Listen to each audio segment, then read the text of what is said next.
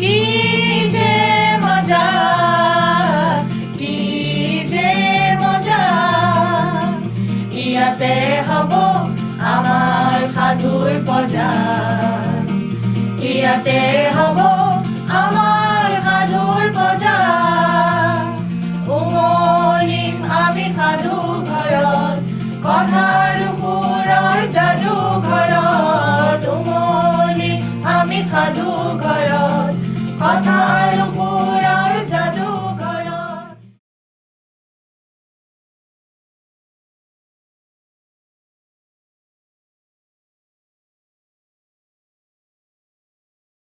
অন্তৰংগৰ সাধুঘৰ।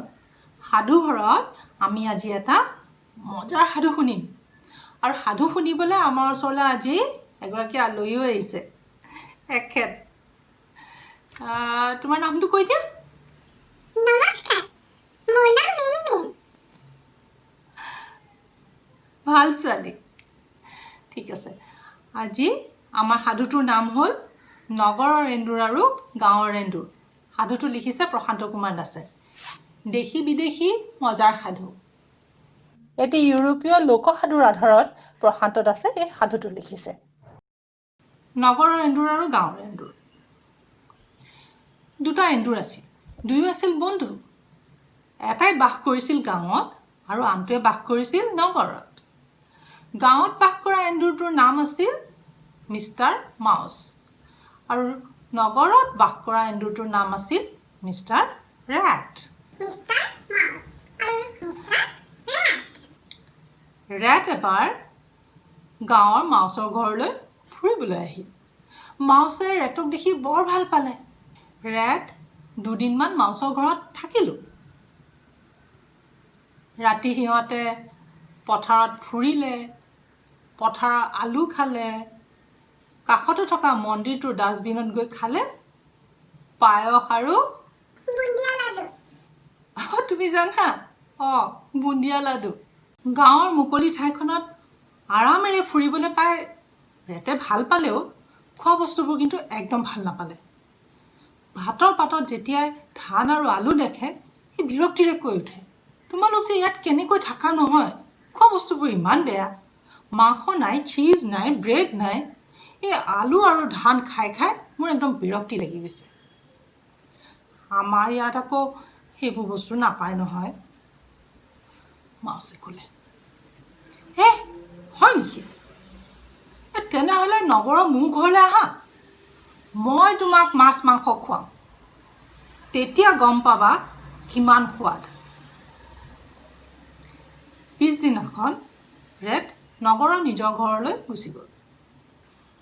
বহুদিনৰ পাছত মাউচে এদিন ভাবিলে ৰেটৰ ঘৰলৈ যাওঁ, নগৰতো দুদিনমান থাকি অহা হ'ব।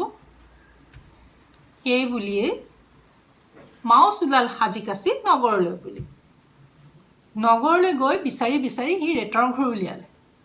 ৰেটেও মাউচক দেখি বৰ আনন্দ পালে আৰু ক'লে, বোলে বৰ ভাল কৰিলা আহিলা, দুদিনমান মোৰ ঘৰত থাকা, মই তোমাক ধুনীয়া ধুনীয়া বস্তু খুৱাম। ৰেট ধনী মানুহ এঘৰত থাকে।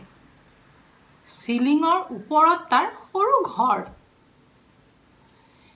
দিনৰ দিনটো সি ঘৰটোৰ ভিতৰত সোমাই থাকে, মানুহৰ ভয়ত ক'লৈকো নোলায়। ৰাতি যেতিয়া গভীৰ হয় মানুহবোৰ শুই পৰে, তেতিয়া সি বাহিৰলৈ ওলায় আৰু খোৱা বস্তু বিচাৰে। সেইদিনাখনো ৰাতি যেতিয়া গভীৰ হ'ল, ৰেটে মাউচক লৈ গাঁতৰ পৰা ওলাল। শব্দ নকৰিবা, মোৰ পাছে পাছে আহি থাকা, ৰেটে ক'লে। দুয়োটাই সাৱধানে আহি পাকঘৰটোত সোমাল। পাকঘৰতে আছিল খোৱা বস্তু থোৱা আলমিৰা এটা। সৰু ফুটা এটাৰে দুয়োটাই সেই আলমিৰাটোত সোমাল। ভিতৰত আছিল এটুকুৰা বঢ়িয়া চীজ। ধুনীয়া গোন্ধাই আছে। গোন্ধ পাই মাউচৰ একদম জিভাত পানী আহি গৈছে। সি চীজ কেতিয়াও খাই পোৱা নাছিল। সি চীজ টুকুৰাত ঠিক কামোৰ মাৰিব ধৰোঁতেই খটংকৈ বাহিৰত শব্দ এটা হ'ল। মেকুৰী আহিছে, পলোৱা পলোৱা, ৰেটে ভয়তে কৈ উঠিল। দুইটাই এখনটুকু নৰৈ আলমিৰাৰ পৰা ওলাই ঘৰৰ ফালে দৌৰ দিলে। ঘৰ পাই দুইটাই ফুফাবলৈ ধৰিলে। বাপৰে, তোমাৰ ইয়াত মেকুৰীও আছে দেখোন, মাউছে কৈ উঠিল। আছেতো, এলাপেচা মেকুৰীও নহয়, সি বৰ ভয়ংকৰ মেকুৰী। এন্দুৰ দেখিলে আক্ৰমণ কৰে। তাৰ হাতত যদি তুমি কেতিয়াবা পৰা, তেনেহ'লে আৰু নিস্তাৰ নাই, কেঁচাই কেঁচাই খাব। বাপৰে, মাউচৰ ৰেটৰ কথা শুনি পেটতে হাত ভৰি লুকাল। ৰেটে ওপৰৰ ফুটাটোৰে তললৈ পাকঘৰলৈ জুমি জুমি চাবলৈ ধৰিলে। মেকুৰীটো গ'লনে নাই? পাকঘৰতে কিবা খোৱা বস্তু আছিল চাগে। অলপ পাছতে মেকুৰীটো তাৰ পৰা গ'লগৈ। মাউচ আৰু ৰেট অলপ সময় নীৰৱে ৰৈ থাকিল। কিছু পৰৰ পিছত ৰেটে লাহেকৈ ক'লে, ব'লা এতিয়া। মই নাযাওঁ দেই, মোৰ ভয় লাগিছে, মাউছে ক'লে। ভয় কৰিলে কেনেকুৱা হ'ব? ভোকত মৰিবা, আহি থাকা মোৰ পাছে পাছে। মাউচৰো উপায় নোহোৱা হ'ল, কাৰণ তাৰ বৰ ভোক লাগিছিল। গোটেই দিনটো একো খোৱা নাই। গতিকে উপায় নাপায় ৰেটৰ পিছে পিছে বাহিৰলৈ ওলাই আহিল। দুইটা পুনৰ গৈ সাৱধানে পাকঘৰত সোমালগৈ। ৰেট এইবাৰ আলমাৰিটোত সোমাই মাছ মাংস কিবা আছে নেকি বিচাৰিবলৈ ধৰিলে। সি দেখিলে বাতি এটাতে ভজা মাংস অলপ আছে, গোন্ধত মলমলাই আছে, কিন্তু বাতিটো ঢাকনি এখনেৰে ঢাকি থোৱা আছে। আৰু তাৰ ওপৰতে গধুৰ বস্তু এটা তুলি থোৱা আছে। গোন্ধ পাই মাউচৰো পেট একেবাৰে কলমলাই উঠিল। কিন্তু এতিয়া ঢাকনিখন, দুইটাই লগ লাগি ঢাকনিখন গুচাবলৈ বহুত চেষ্টা কৰিলে, কিন্তু নাই, নোৱাৰিলে, বৰ গধুৰ। শেষত দুইটা ভাগৰি পৰিল। ঠিক সেই সময়তে পাকঘৰৰ দুৱাৰখন ঘটংকৈ খোল খালে। শব্দ শুনি ঘৰৰ বন কৰা মহিলাগৰাকীয়ে পাকঘৰটো চাবলৈ আহি ইফালে সিফালে চাই আলমাৰীৰ দুৱাৰখন খুলিলে। ভিতৰত থকা ৰেট আৰু মাউচ দুইটাই লৰচৰ নকৰাকৈ চেপেটা লাগি লুকাই থাকিল। মানুহগৰাকীয়ে আলমাৰীৰ পৰা মাংসৰ বাতিটো উলিয়ালে আৰু ফ্ৰিজত নি ভৰাই থলে। তাৰ পাছত ইফালে সিফালে চাই পাকঘৰৰ পৰা লাহেকৈ ওলাই গ'ল আৰু যাওঁতে পাকঘৰৰ দুৱাৰখন পুনৰ বন্ধ কৰি থৈ গ'ল। কোনোমতেহে ৰক্ষা পালোঁ, মাউছে কৈ উঠিল। ৰেটে ক'লে, ভাল বস্তু খাবলৈ হ'লে অলপ সাহসো থাকিব লাগিব। ক'তনো খাবলৈ পালোঁ, মাংসৰ বাতিটো দেখোন লৈয়ে গ'ল। মাউছে বৰ দুখেৰে কৈ উঠিল। কি হ'ল, তোমাৰ হাঁহি উঠিছে? হেৰা, উপায় নাই, ৰেটে ক'লে। ব'লা ইয়াৰ পৰা এতিয়া ওলাই যাওঁ। দুইটা আলমাৰিটোৰ পৰা ওলাই ঠিক যাবলৈ ধৰোঁতেই মাউছে হঠাৎ দেখিলে পকী মজিয়াৰ ওপৰতে কিবা এটা বস্তুৰ ওপৰত এটুকুৰা ডাঙৰ মাংস পৰি আছে। সি আনন্দতে একে কোবে মাংস টুকুৰাৰ ওচৰলৈ দৌৰ দিলে। নাযাবা, নাযাবা, ৰেটে চিঞৰি উঠিল। চক খাই উঠিল মাউচ। এইবাৰ আকৌ কি হ'ল?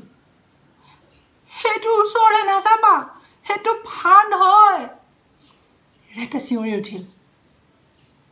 এইবাৰ কিন্তু মাউচ সঁচাকৈ আচৰিত হ'ল। ফান্দ? ফান্দ আকৌ কি বস্তু? তুমি ফান্দ মানে কি নাজানা?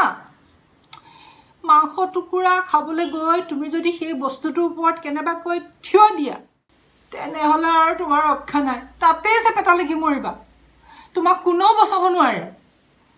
কি? বাপৰে বাপ, তেনেহ'লে ব'লা ব'লা ইয়াৰ পৰা যাওঁ।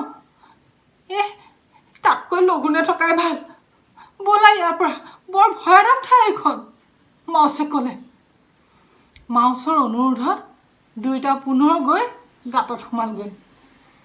সেইদিনাখন আৰু সিহঁতৰ একোৱেই খোৱা নহ'ল, তেনেকৈ শুই থাকিলে দুইটা। পিছদিনাখন ৰাতিপুৱালত মাউচ সোনকালে উঠিল। উঠিয়ে সি সাজি কাচি ওলাল। বন্ধু, তোমাৰ নগৰত আৰু মই নাথাকোঁ দেই। তোমাৰ নগৰৰ ভাল ভাল খোৱা বস্তুতকৈ মোৰ গাঁৱৰ সেই বস্তুকেইটাই ভাল। শান্তিত থাকিবও পাৰিম, খাবও পাৰিম। Good bye. সেই বুলি বিদায় লৈ গুচি গ'ল গাঁৱৰ মাউচ।